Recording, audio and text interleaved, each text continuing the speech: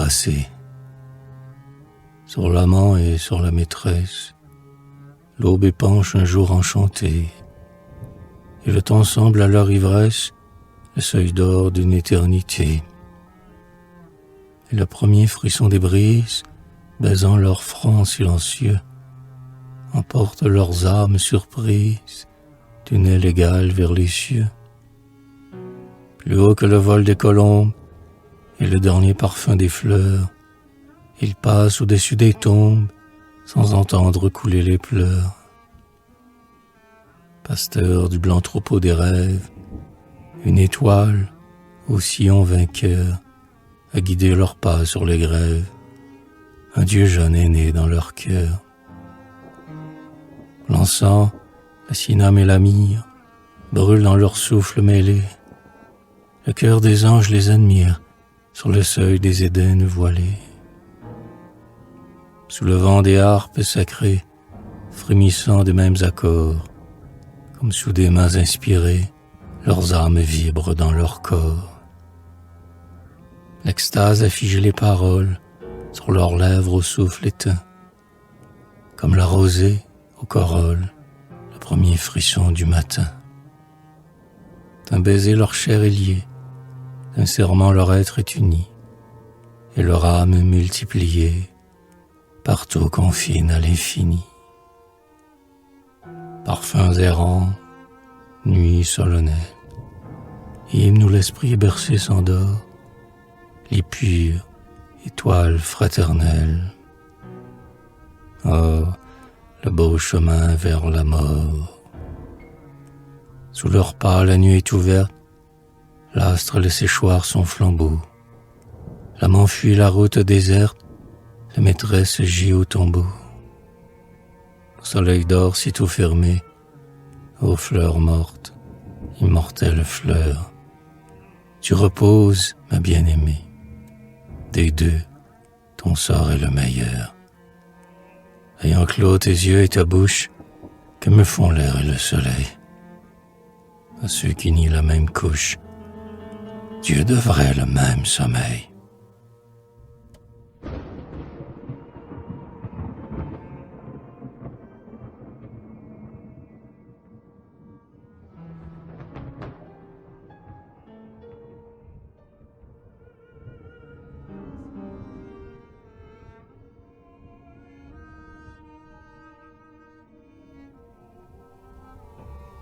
Rayonnement discret de la lampe baissée, douce plainte du lin par l'aiguille mordue, chant léger qu'étouffait sur sa lèvre pressée, le baiser toujours pris et toujours défendu.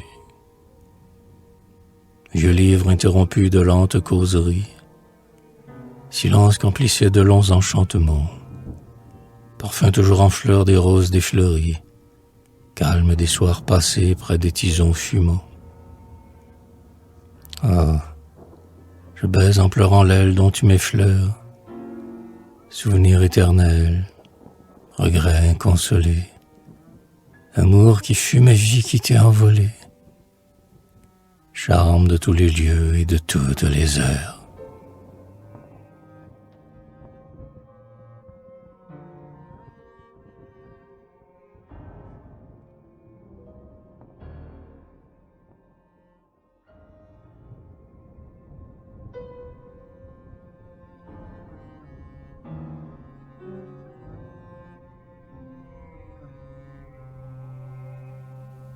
L'air du soir emportait sous les feuillages sombres, comme un parfum du ciel, l'âme des voluptés.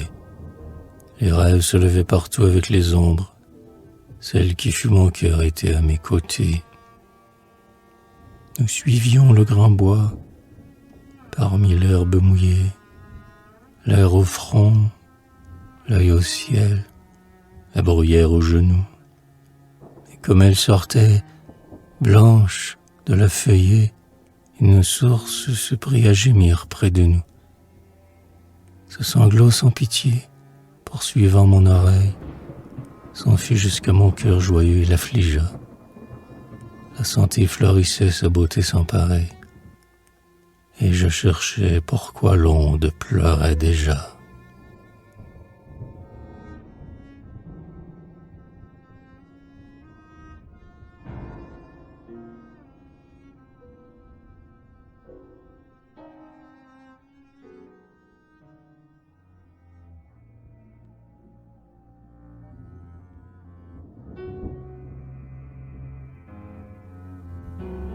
Sur le lac, où j'ai vu passer les cygnes blancs, un rêve flotte et suit leur lumineux cortège. Je vois l'ange endormi, l'enfant au corps de neige, qui soulève vers moi ses bras nus et tremblants, ses bras pareils aux coups harmonieux des cygnes.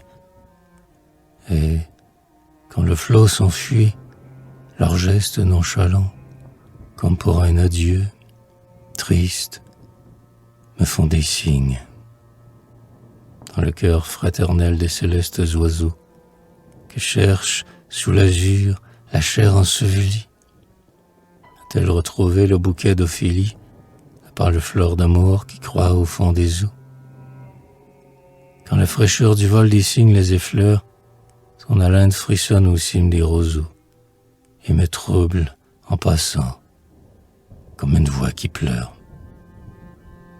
Sur le lac où j'ai vu descendre le soleil, un rêve flotte et suit la vision première. Je revois mon amour couché dans la lumière, comme un lit abattu que teint un sang vermeil.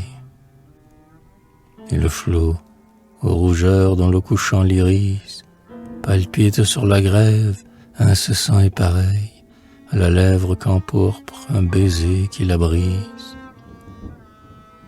Des baisers ont passé, rapides et brûlants, sur ma lèvre où jadis son âme s'est posée, et j'ai senti saigner, toujours inépuisé, sous l'implacable fer de mes souvenirs lents, ma dernière douleur et mon amour première, près du lac où j'ai vu passer les cygnes blancs, près du lac où j'ai vu descendre la lumière.